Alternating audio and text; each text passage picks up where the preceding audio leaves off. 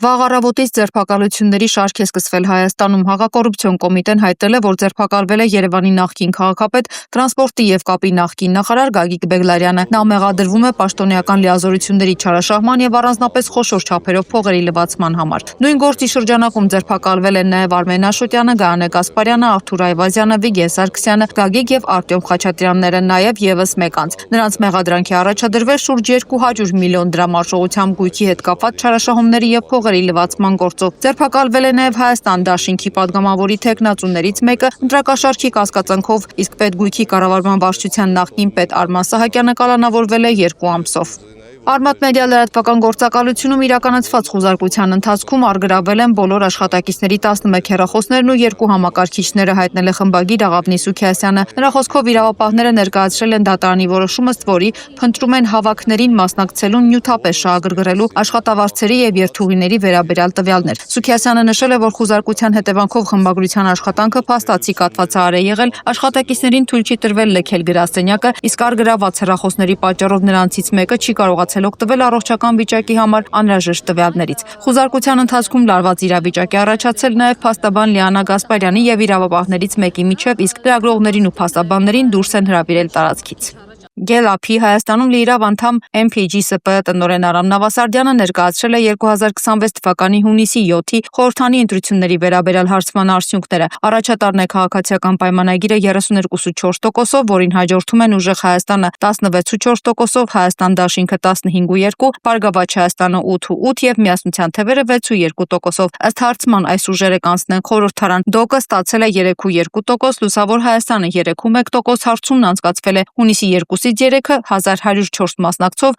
ընտրանքային սխալը 3%։ Ռուսաստանի նախագահի մամուլի քարտուղար Դմիտրի Պեսկովը հայտարարել է, որ Մոսկվայի համար կարևոր է այն, ինչ բխում է հայ ժողովրդի շահերից։ Նրա խոսքով Հայաստանի իշխանությունները փորձում են երկիրը կանգնեցնել Եվրոպայի և ԵԱՏՄ-ի միջև ընտրության առաջ, սակայն Ռուսաստանը համոզված է, որ ԵԱՏՄ-ին անդամակցությունն ավելի շահավետ է Հայաստանի համար տնտեսական զարգացման և եկամուտների տեսանկյունից։ Մենք գիտենք, որ հիմա ներկայիս ղեկավարությունը, ես կասեի, արհեստականորեն փորձում է երկիրը դնել խաչմերուկում, պատրաստվում է երկրի համար ընտրություն կազմակերպել, գնալ դեպի Եվրոպա, թե դեպի ԵԱՏՄ։ Հայաստանն արդեն բավականին երկար ժամանակ է, ինչ դե ֆակտո փաստացի չի մասնակցում ՀԱՊԿ աշխատանքներին։ Մենք համոզված ենք, որ եթե կշեռքի նժարներին դնենք եվրոպական կողմնորոշումը կամ կողմնորոշումը դեպի ԵԱՏՄ, ապա ԵԱՏՄ-ն Հայաստանի համար գերակշռում է։ Դա ավելի շահավետ է։ Նրանք ավելի շատ փող են աշխատում ԵԱՏՄ-ում, նրանք ավելի լավ ապագա ունեն ԵԱՏՄ-ի հետ, նրանք ավելի արագ են զարգանում ԵԱՏՄ-ի հետ, Եվրոպայի հետ նման բան չի լինի։ Ռուսաստանի արտգործնախարար Սերգեյ Լավրովը հայտարարել է, որ Հայաստանը պետք է ինքնուրույն որոշի ցանկանում է մնալ ԵԱՏՄ-ում, թե միանալ Եվրամիությանը, եւ Ռուսաստանը կհարգի հայ ժողովրդի ցանկացած ընտրություն։ Նրա խոսքով, եթե Երևանն արդեն օրենք է ընդունել Եվրամիությանն անդամակցելու գործընթաց սկսելու վերաբերյալ, ապա իշխանություններն իրենք են հարցը կտրուկ դրել եւ պետք է այն ներկայացնեն ժողովրդի որոշմանը։ Вот и сейчас соседняя Армения тоже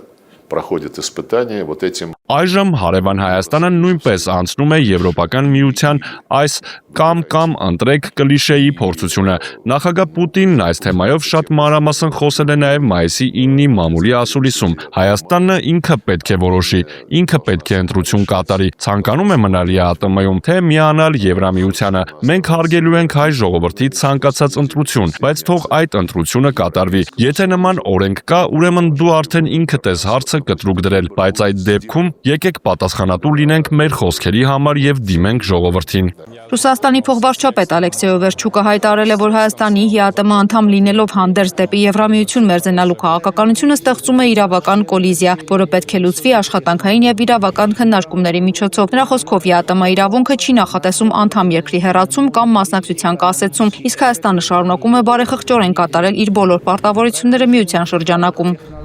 Եվրազիյский экономический союз Մեզ շատ է անհանգստացնում դեպի Եվրոպա ձգտող այդ շարժումը, որը մեր հայացքով պոտենցիալ կերպով շատ ուժեղ վնասում է թե Հայաստանին, թե Եվրասիական միությանը, թե մեր երկրների բիզնեսին, որն այսօր գտնվում է անորոշության վիճակում։ Իսկ ինչ անել։ Ահա ըստ էության ամբողջ հարցը։ Սա աշխատանքային իրավիճակ է, եւ դրան պետք է մոտենալ աշխատանքային կարգով։ ԵԱՏՄ-ն չի ձգտում միջոցներ ձեռնարկել Հայաստանի դեմ, բայց նրա ձգտումը դեպի Եվրամիություն որը վերածվել է ռազմաքաղաքական միավորման, մտահոգություն է առաջացնում։ Եվրամիության կողմից Հայաստանին շուրջ 50 միլիոն եվրոյի ծավալով ֆինանսական օգնության տրամադրումը բացարձակապես ոչինչ չի որոշի այդ պետության տնտեսական աջակցության տեսանկյունից։ Դրանք այն գումարները չեն։ Ռուսաստանի անվտանգության խորհրդի քարտուղարի տեղակալ Ալեքսեյ Շևցովը հայտարարել է, որ այսպես կոչված Թրամփի ուղին Միացյալ Նահանգների համար կարող է ունենալ ոչ միայն տնտեսական, այլև Իրանի նկատմամբ հետախուզական հնարավորություններ ստեղծելու նպատակ։ Նրա խոսքով նախագիծը դեռ գտնվում է նախնական փուլում, իսկ դրա